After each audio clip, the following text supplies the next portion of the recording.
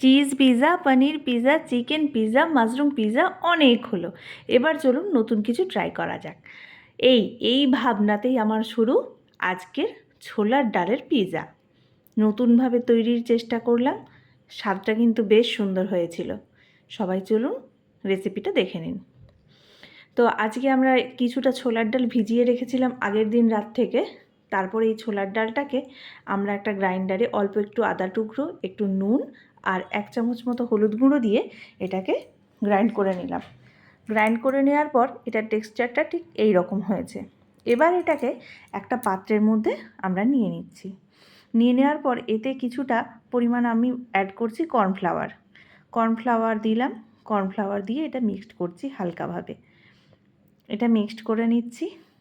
এটা মিক্সড করে নেওয়ার পর এতে আমি লঙ্কার গুঁড়ো দিলাম। লঙ্কার গুঁড়ো দেওয়ার পর এটাকে ভালো করে মাখিয়ে নিচ্ছি। মাখিয়ে নিয়ে আরেক দিকে আমি কি করলাম, একটা গ্যাসে কড়াই বসিয়ে দিয়ে ওতে কিছুটা সর্ষের তেল দিলাম। সর্ষের তেল দেওয়ার পর এতে জিরে আর দিচ্ছি আমি কাঁচা লঙ্কা কুচি।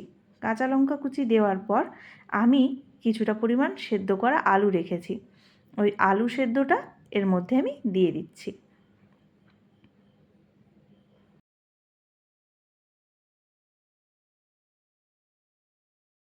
এখানে আমি 250 গ্রাম মতো আলু নিয়েছি। 250 গ্রাম মতো আলু সেদ্ধটা এর মধ্যে দিয়ে কিছুক্ষণ কষিয়ে নিচ্ছি। হালকা আঁচে এই আলুটাকে হালকা নাড়াচাড়া করে নিচ্ছি। এর মধ্যে কিছুটা পরিমাণ নুন দিলাম, দিয়ে আবার কিছুক্ষণ নাড়িয়ে নিচ্ছি। এবং কিছুক্ষণ পরে এতে আমি কিছু ধনেপাতা কুচি আর গরম মশলা অ্যাড করে কিছুক্ষণ কষিয়ে নেব।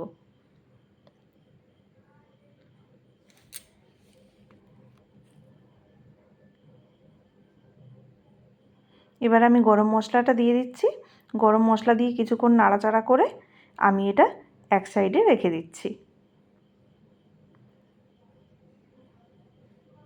এবার একটা প্যান বসিয়ে ওর মধ্যে আমি সাদা তেল আর কিছুটা পরিমাণ বাটার দিচ্ছি। বাটারটা মেল্ট হওয়া পর্যন্ত আমাদের অপেক্ষা করতে হবে। বাটারটা মেল্ট হয়ে গেলে এখানে আমি ওই যে ব্যাটারটা বানিয়ে রেখেছিলাম ছোলার ডালের ব্যাটারটা, সেই ব্যাটারটা হালকা করে এতে দিতে থাকবো। আমাদের ব্যাটারটা পুরো মেল্ট হয়ে এসেছে। এবার আমি ব্যাটারটা হালকা হাতে এখানে ছড়াতে থাকবো। আমার মনের মতো করে আমি শেপ দিয়ে এটা ছড়াচ্ছি।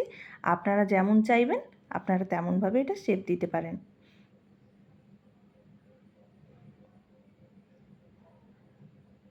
একটু পাতলা করে এটা ছড়াতে হবে, তাহলেই এটা ভাজা হবে ভেতর থেকে ভালোভাবে। এবার এর মধ্যে আমি টমেটো সস দিচ্ছি। টমেটো সস বুলিয়ে দিচ্ছি ভালো করে।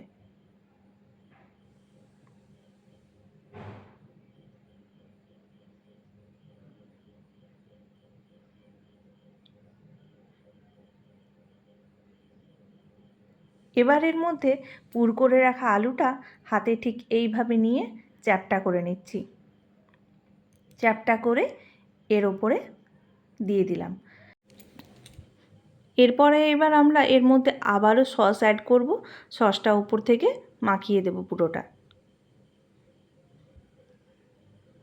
আপনাদের কাছে যদি চিজ থাকে তাহলে আপনারা এতে চিজও অ্যাড করতে পারেন।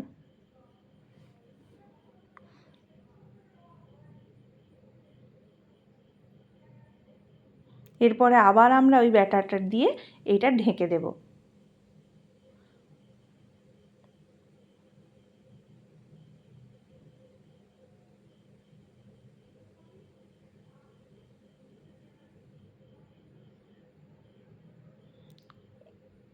এবার আমরা একটু গোল করে ঘুরিয়ে এটাকে নাড়িয়ে চাড়িয়ে নিয়েছি। নাড়িয়ে নেওয়ার পর এটাকে আমরা খুন্তি দিয়ে হালকা করে এটাকে উল্টে দেব। এটা খুব সাবধানে করতে হবে।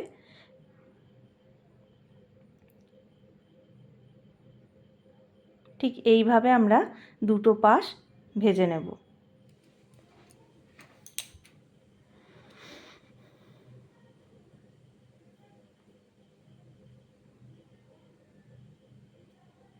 আমাদের কালারটা কত সুন্দর এসেছে দেখুন। হালকা আঁচে ভাজতে হবে, তাহলে এর ভেতরটা পুরো ভাজা হবে।